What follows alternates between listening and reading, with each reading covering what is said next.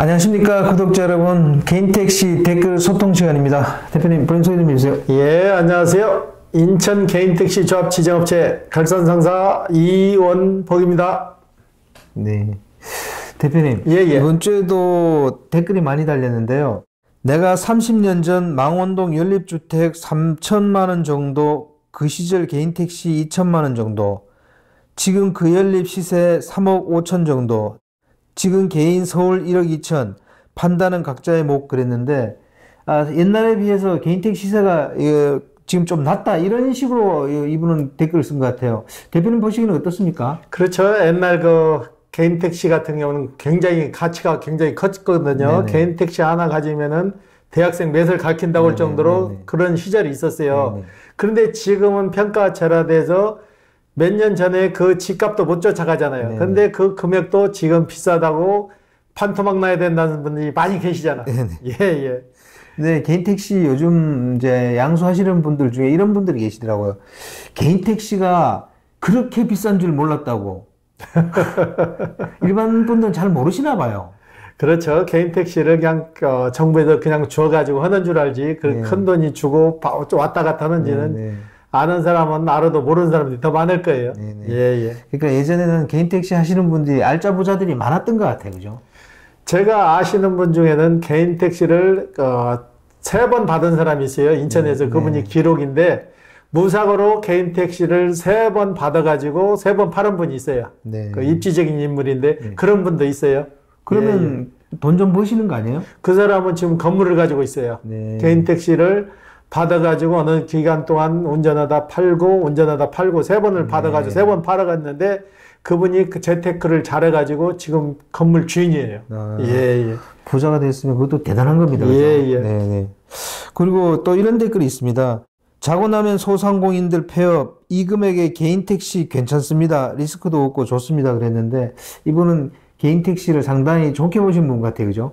그렇죠. 지금 제2의 직업으로 개인택시를 많이 선호하시는데 우리 구독자분도 그러잖아요. 1억 5천 가지고 창업할 수 있는 직업이 있으면 좀 알려달라 그러잖아요. 네. 그러니까 그만큼 퀄리티가 좋은 거죠. 네. 개인택시가. 예. 저도 그렇습니다. 뭐 프랜차이즈 좋으면 프랜차이즈 가서 창업하시면 되고, 그죠? 그렇죠. 개인택시 쪽이나 화물차 쪽 이렇게 생각하시는 분들은 저희 방송 보셨다가 차근차근 준비해서 진입하시면 될 것 같아요. 그죠? 예. 가끔 그런 분도 있잖아요.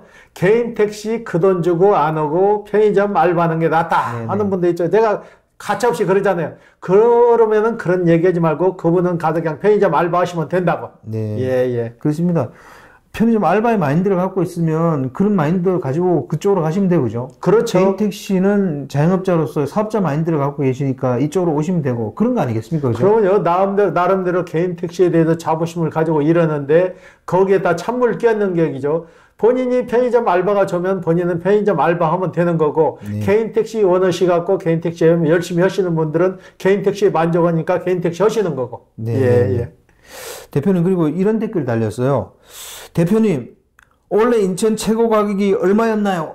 이런 댓글이 달렸는데요. 예. 올 인천 최고 가격은 1억 3천까지 올라갔다가 내려왔습니다. 네. 예. 근데 1억 2,300에서는 거의 안 움직이더라고요. 제가 눈을 얘기하잖아요. 1억 2천이 인천은 마지노선이다. 제가 얘기를 하잖아요. 제가 자신 있게 이 얘기하는 거는 제가 25년 경력을 가지고 말씀드리는 거예요. 네. 예. 원래 내에는 뭐 1억 3천까지 올라갈 일은 없을 것 같은데요.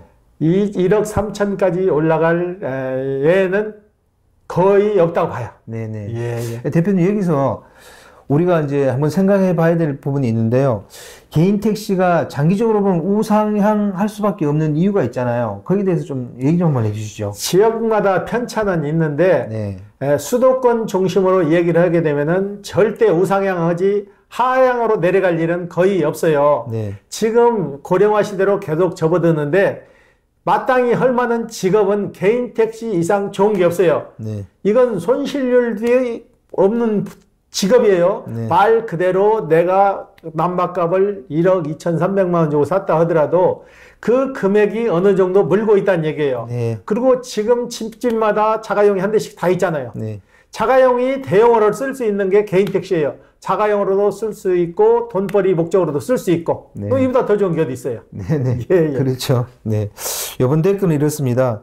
안녕하세요, 사장님. 혹 질문이 있어 문의드립니다. 다름이 아니라 유가보조금 불법으로 1차로 적발되면 6개월 보조금을 못 받지만 혹 택시 양도에 문제가 있을까요?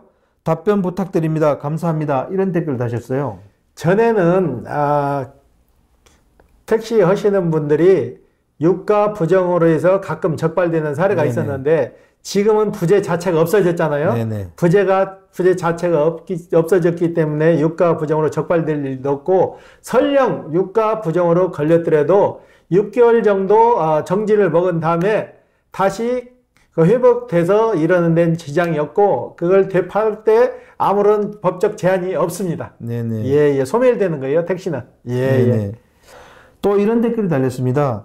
만 61세 이상 신규 양수자는 적성이 안 맞을 경우 판매 가능하고 만 61세 이하는 5년 채워야 하고 이것은 무슨 악법이 아닌 멍멍이 같은 거래요. 뭐 이런 식으로 다셨어요. 예. 이게 지금 61세가 안 되시는 분들이 이제 그 5년 양도금지 거기에 대해서 얘기하시는 것 같은데 이건 좀 문제가 있는 거죠, 그죠? 문제가 있어도 한참 문제가 있는 거죠. 만 61세라는 것은 나이가 먹었다는 걸 인정해 주기 때문에 오늘 아침에 사서 점심에 팔아도 될 정도로 인정을 해주는데 네네.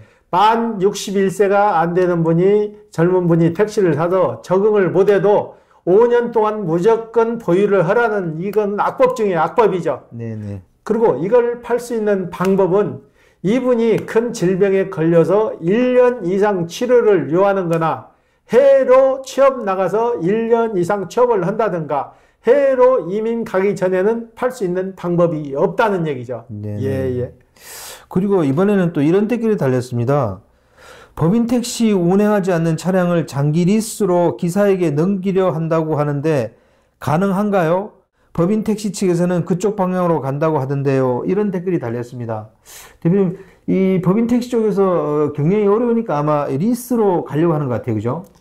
일단은 택시 기사 구하기가 굉장히 힘들잖아요. 네네. 그러니까 하루차 형식으로 너 얼마 벌어서 갖고 나머지 나 주고 너 다 쓰란 얘기예요. 네네. 그러니까 이거는 불법인데 이거를 리스 형식으로 해서 하루차로 내주는 거죠. 그리고 마음대로 너 돈 벌어먹고 나 얼마만 줘라 하는 식이죠. 네네. 이건 불법이에요. 이렇게 돼서는 안 되는 거죠. 그러면은 이 관리 자체가 안 돼가지고 나중에 사고 났을 때 이 책임을 누가 지냐고요. 네. 예.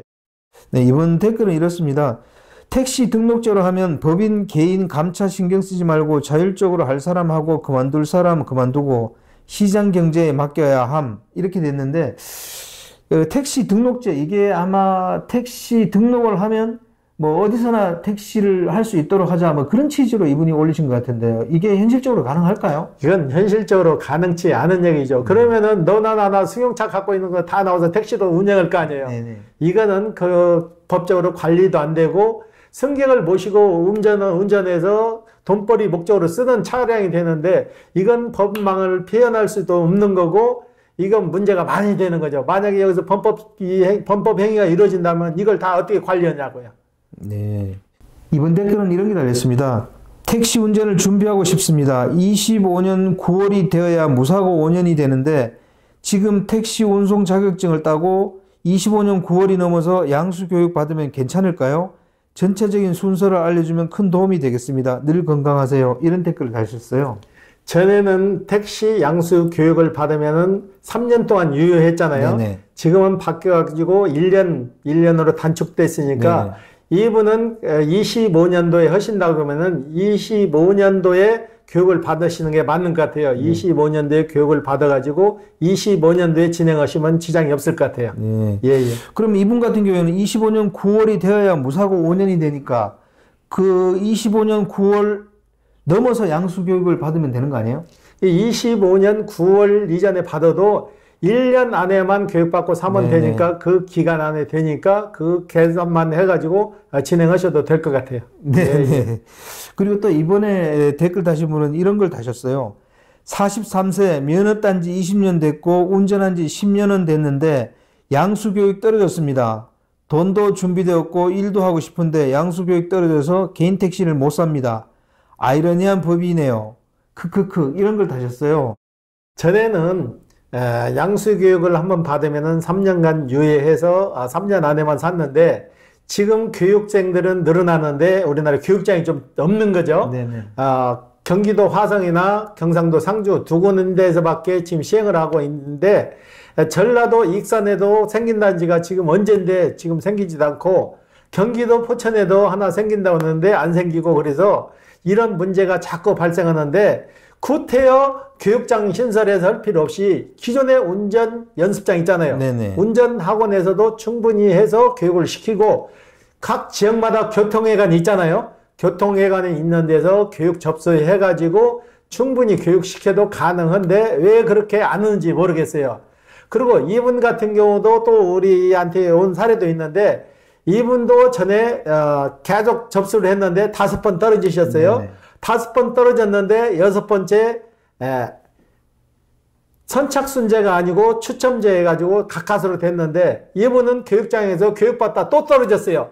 또 떨어져갖고 저희한테 오셔갖고 다시 어떻게 운 좋게 다시 교육 접수를 해서 다시 또 교육을 가는데 이분 같은 경우도 1년이 넘는 시간이 훌쩍 지나버렸잖아요. 교육을 네네. 못 받아가지고. 네네. 이거 참 아이러니한 법이에요. 살라고 다 준비됐는데 교육을 못 받아서 못 산다는 거 그 자체도 모순이 있는 거고 일단은 신체 건강하고 정신적으로 문제 없으면은 개인 택시 살 수 있는 자격을 없애야 되는 거죠. 네. 면허증만 개인 택시 자격증만 있으면 건강하고 신체 건강하고 올바른 마음만 가졌으면 살 수 있게 해줘야지 뭐 더 이상 조건을 두냐 이거죠. 네. 예. 추첨자가 좀 예전 방식보다는 좀 낫다고 평가한다면서요, 그래도. 그렇죠. 전에는 선착순제 했을 때는 접수 자체가 안 됐잖아요. 네네. 접수 자체가 안 되고 버퍼링 생기다 끝나버리면 끝났는데 지금은 누구나 접수는 해서 그래도 추첨을 해서 공교롭게 될 수가 있는 거잖아요. 네네. 그러니까 확률이 더 좋아진 거죠. 네. 예. 그럼 이분 같은 경우에는 어떻게 하면 좋을까요? 일단은 교육 접수가 올 12월 달에 다시 있거든요. 네. 12월 달에 교육 접수가 있는데 교육 시작한 날 첫날 접수를 시키지 마시고 옛날 수능 시험에도 그랬잖아요. 대학 입시에도 눈치 작전이라는 게 있잖아요. 마지막 날 제일 몰리지 않는 날짜에 이분은 접수를 해서 그게 하는 게 방법일 거예요. 전에도 저번에도 저희가 그렇게 해서 7명에서 5명이 됐잖아요. 네. 5명이 됐으니까 이분도 마지막 날 적게 몰리는 대로 접수를 하시면 좀 나을 것 같아요. 네. 예. 아니, 베이비붐 세대들이 옛날에 대입 입시 때문에 고생했는데 이제는 개인 택시 교육받는 것까지도 이렇게 치열하게 경쟁을 해야 될까요? 예. 참 참. 아이러니예요. 네. 그러니까 요즘 개인 택시 하시려는 분들이 좀 많아서 그렇죠, 그죠? 그렇죠.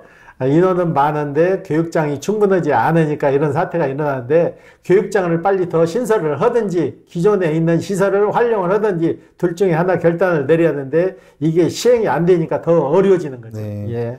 개인 택시가 제2직업으로 괜찮다고 이렇게 알게 되는 데는 저희 채널이 중요한 역할을 하는 것 같습니다. 예전에 모르셨던 분들이 저희 채널 보고 개인 택시가 괜찮은 직업이구나 이렇게 많이 안다 그러더라고요. 그런 분도 있고 되게 항식 갑을 논박은 네네, 있잖아요. 네네. 좋아하는 사람도 있고 맨날 그런 방송하냐 그만 좀 하라는 사람도 있고. 네. 예. 뭐 저희들 뭐 좋아서 하는데 뭐 그만두기는 뭐 어려울 것 같은데요. 네네. 이거는 좀 진짜 질문하는 것 같아요.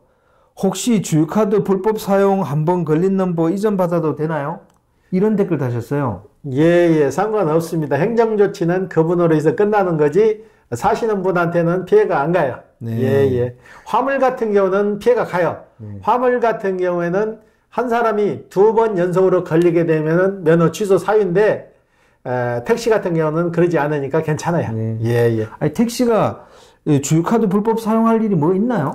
다른 차에다 넣으면 불법 사용이죠. 아. 쉽게 말해서 택시가 LPG를 넣죠. 네. 시간 간격을 두지 않고 쉽게 말해서 5만 원어치를 1시간 전에 넣었다. 그러면 1시간도 안 돼서 다시 5만 원어치를 넣으면은 2시간 만에 10만 원을 연료를 댈 수가 없는 거죠. 네네. 그건 불법 사용에 명백히 드러나잖아요. 네네. 그런 게 불법 사용이 되는 거예요. 그런 경우가 있겠네요. 그죠? 그렇죠. 네. 예. 오늘 인터뷰 감사드립니다. 예. 네, 구독자 여러분, 오늘 개인 택시 댓글 소통 시간은 여기서 마무리하겠습니다. 그동안에 올라왔던 글들을 보고 저희들이 이렇게 답변하는 시간을 가지니까 저희들도 참 좋은 것 같습니다. 자, 다음 시간에 구독자 여러분 찾아뵙겠습니다. 안녕히 계십시오. 호호 아지였습니다.